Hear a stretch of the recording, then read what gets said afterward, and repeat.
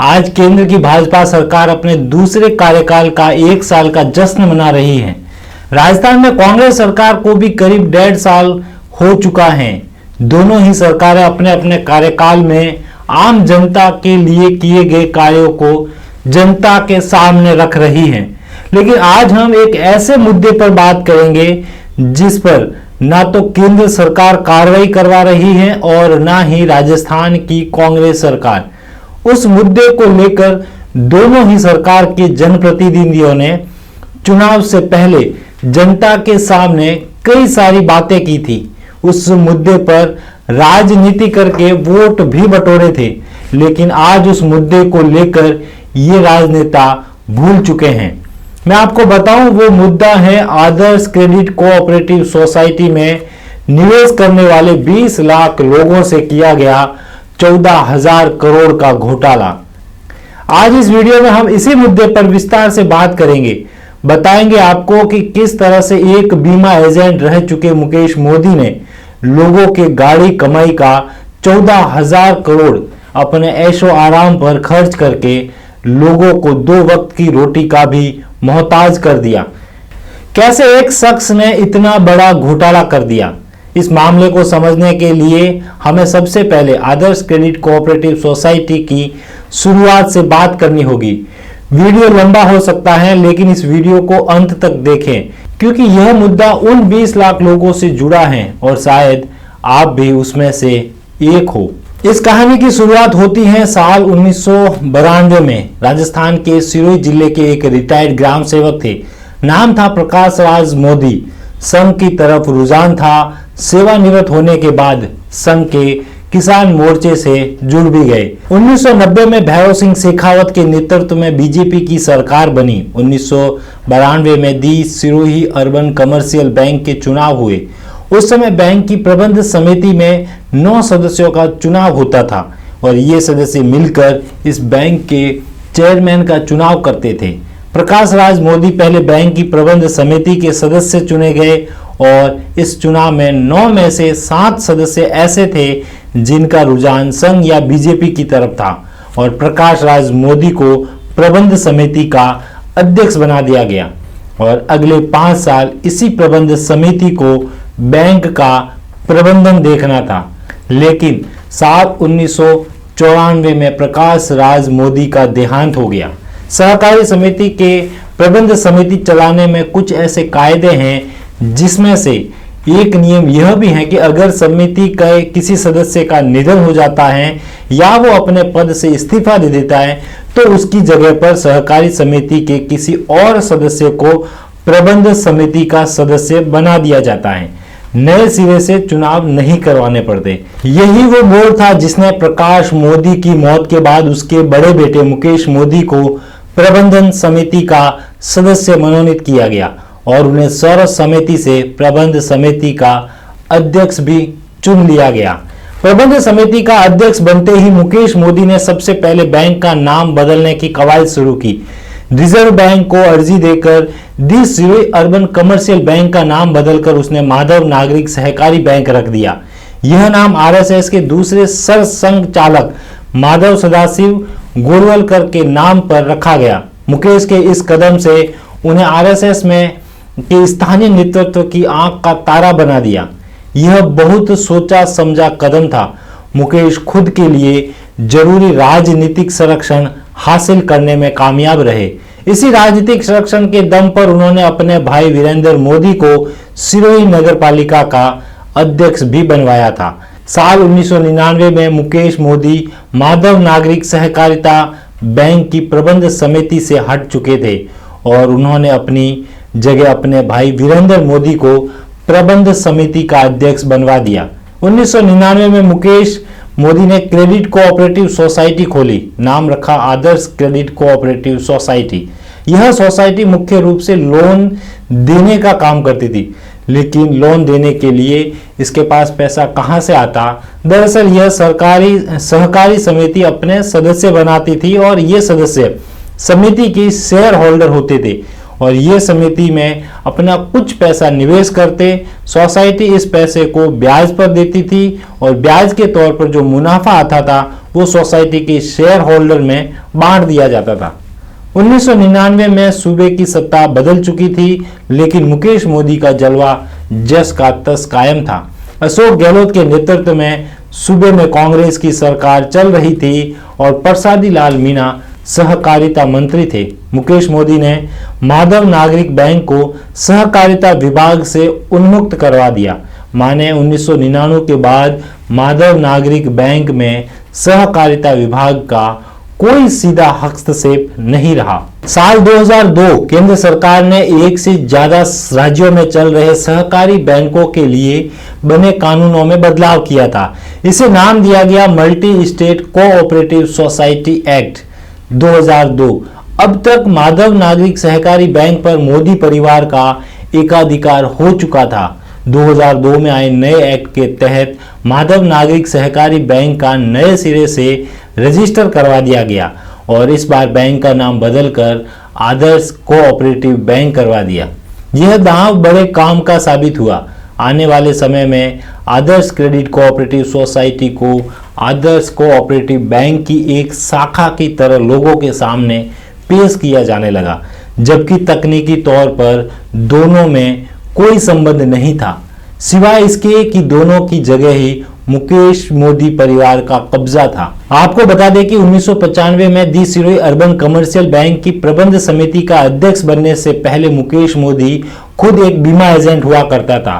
Oriental insurance, United insurance जैसी कंपनियों के साथ उसने लंबे समय तक काम किया था। कई लोग दबी जुबान में यह भी आरोप लगाते हैं कि मुकेश उस समय मवेशियों के फर्जी पोस्टमार्टम करवाने का मास्टर माना जाता था। इस तरह से इंश्योरेंस में फर्जीवाड़ा करके पैसे बनाने के लिए उसने बीमा एजेंट की एक गोलबंदी अपने इर्द गिर्द तैयार कर ली थी।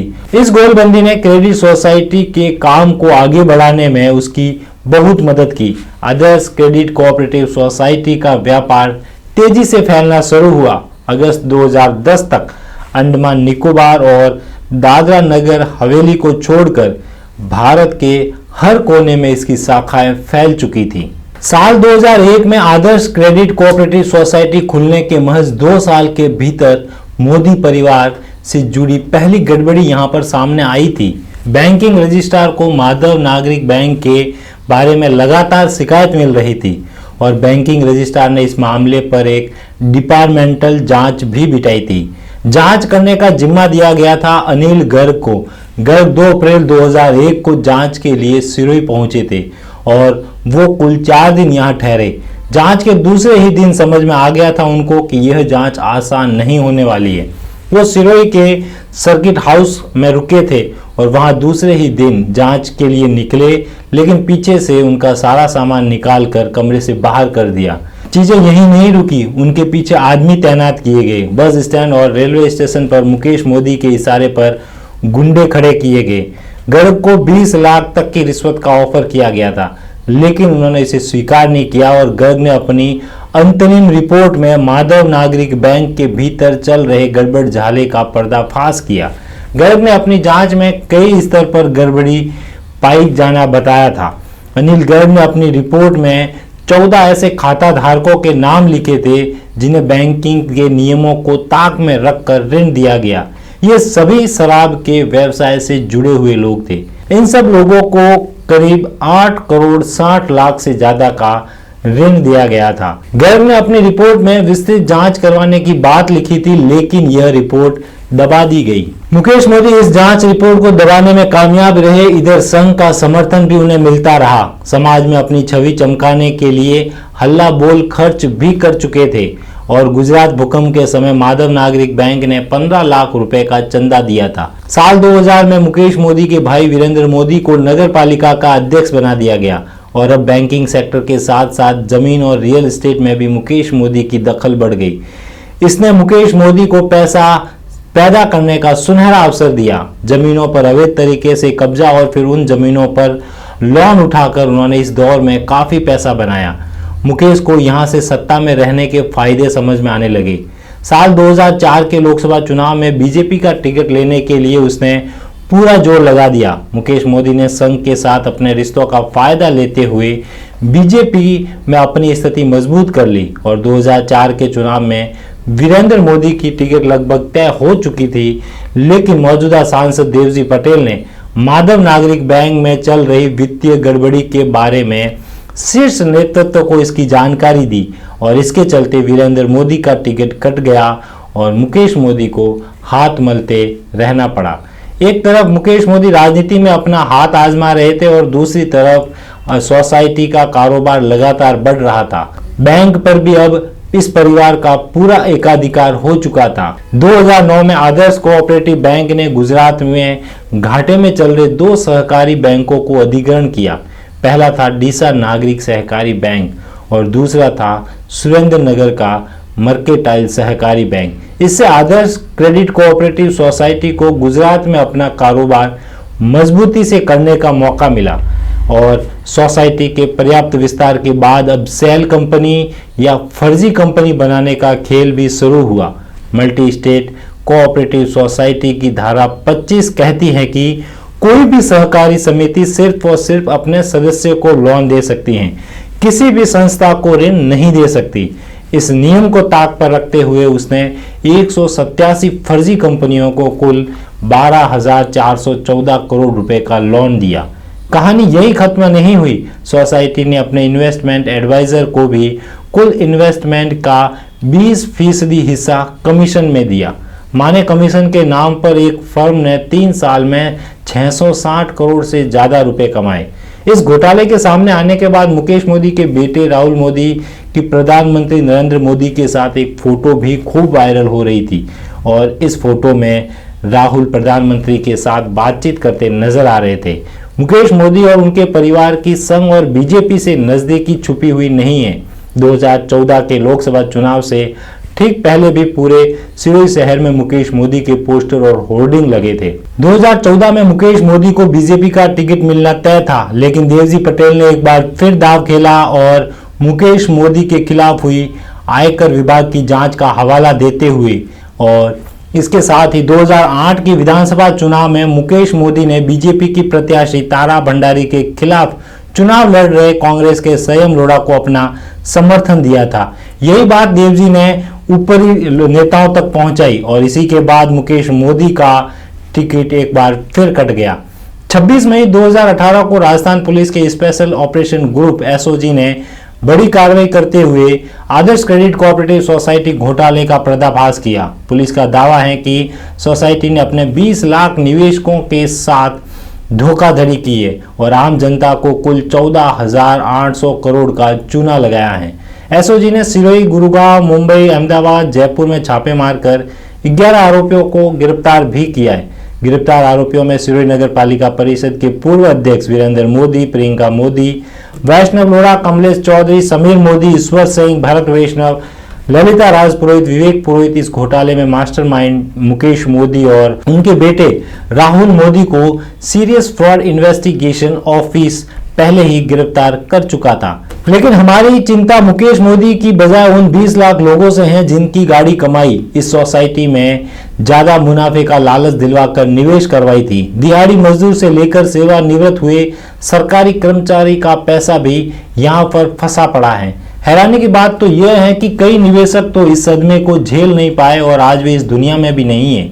आज कोरोना जैसी महामारी में लोगों के पास न तो रोजगार है और ना ही पैसा।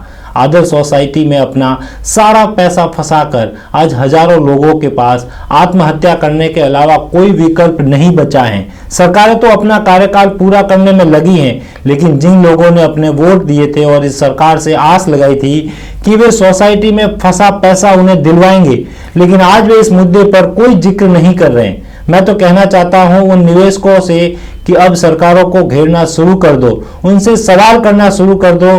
क्या पता आपके एक सवाल के डर से वे इस और कुछ कदम तो उठाएंगे।